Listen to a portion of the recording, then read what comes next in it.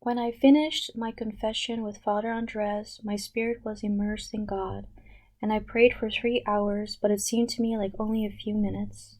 Since then, I have placed no obstacles in the way of grace working in my soul. Jesus knew why I had been afraid to commune intimately with him, and was not at all offended. From the moment the priest assured me that what I had experienced was not an illusion but the grace of God, I have tried to be faithful to God in everything. I can see now that there are few such priests who understand the full depth of God's work in the soul. Since then my wings have been set free for flight, and I yearn to soar into the very fire of the sun. My flight will not come to an end until I rest in him forever. When we fly very high, all the vapors, mists, and clouds are beneath our feet, and our whole carnal being is necessarily subject to the spirits. O Jesus, I long for the salvation of immortal souls. It is in sacrifice that my heart will find free expression, in sacrifice which no one will suspect. I will burn and be consumed unseen in the holy flames of the love of God. The presence of God will help my sacrifice to be perfect and pure. Oh, how misleading are appearances, and how unjust judgments. Oh, how often virtue suffers only because it remains silent. To be sincere with those who are incessantly stinging us demands much self-denial. One bleeds, but there are no visible wounds. O Jesus, it is only on the last day that many of these things will be made known. What joy, none of our efforts will be lost. Holy hour. During this hour of adoration, I saw the abyss of my misery. Whatever there is of good in me is yours, O Lord. But because I am so small and wretched, I have a right to count on your boundless mercy.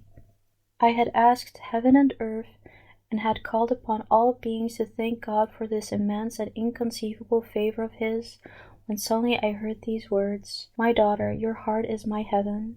Just a few moments of prayer and I have to run, as they drive us out of everywhere, because every place, the chapel, the refectory, the recreation room, and the kitchen, is being made ready for tomorrow, and we are to go to bed.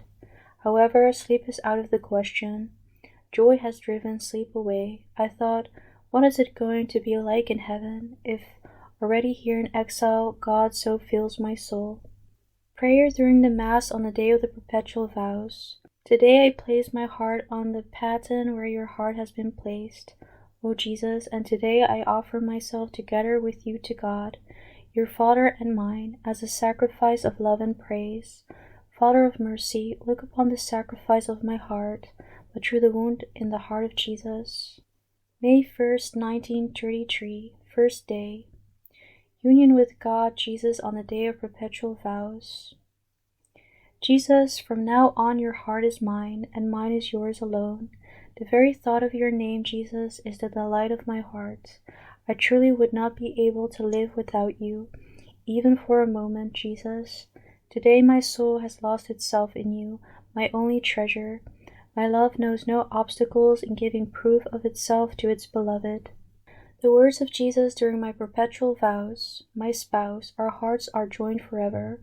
Remember to whom you have vowed. Everything cannot be put into words. My petition while we were lying prostrate under the pall, I begged the Lord to grant me the grace of never consciously and deliberately offending him by even the smallest sin or imperfection. Jesus, I trust in you. Jesus, I love you with all my heart. When times are most difficult, you are my mother. For love of you, O Jesus, I die completely to myself today and begin to live for the greater glory of your holy name. Love, it is for love of you, O most holy Trinity, that I offer myself to you as an oblation of praise, as a holocaust of total self-immolation. And through this self-immolation, I desire the exaltation of your name, O Lord. I cast myself as a little rosebud at your feet, O Lord, and may the fragrance of this flower be known to you alone. 3 requests on the day of my perpetual vows. Jesus, I know that today you will refuse me nothing. First request. Jesus, my most beloved spouse, I beg you for the triumph of the Church, particularly in Russia and in Spain, for blessings on the Holy Father, Pius XI, and on all the clergy, for the grace of conversion for impenitent sinners, and I ask you for a special blessing and for light, O Jesus, for the priest before whom I will make my confession throughout my lifetime.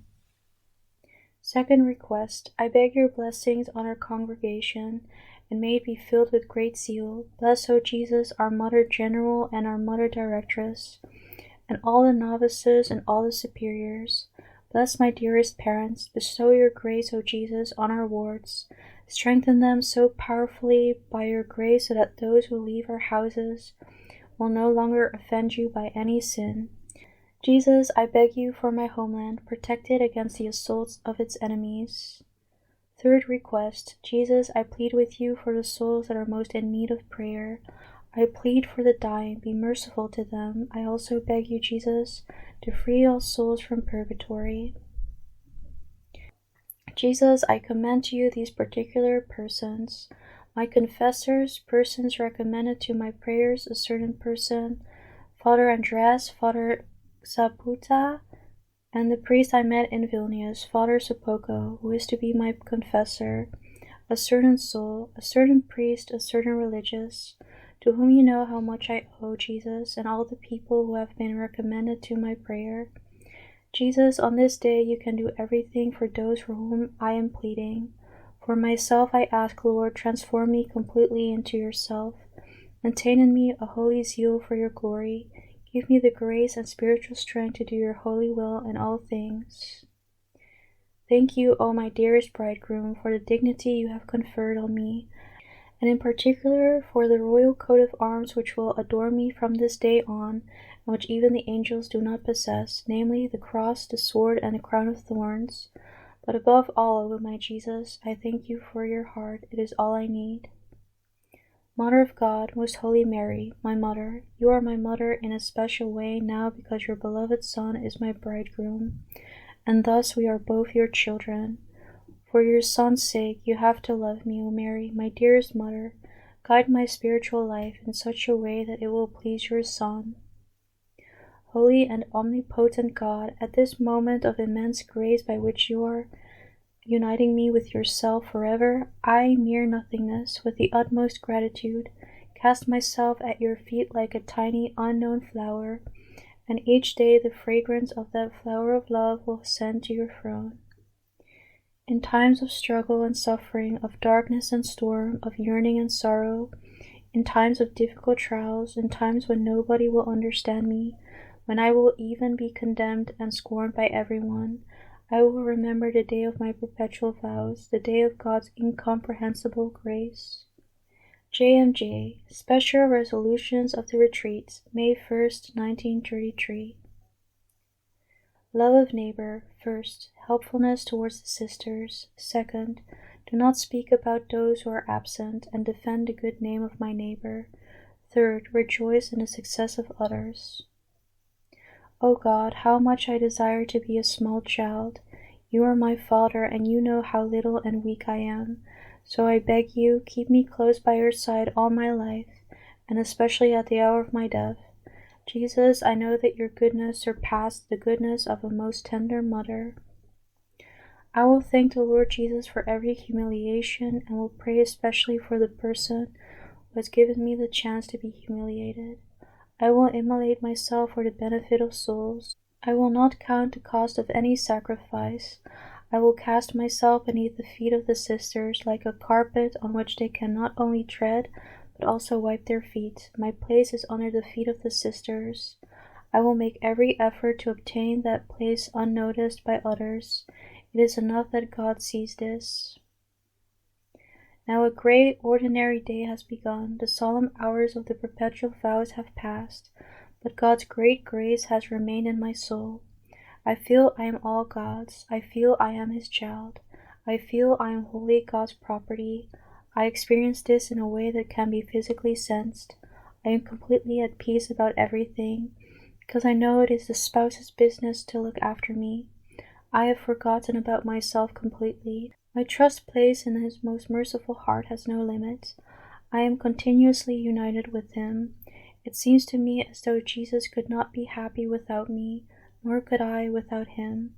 Although I understand that being God, He is happy in Himself and has absolutely no need of any creature, Still his goodness compels to give himself to the creature, and with a generosity which is beyond understanding.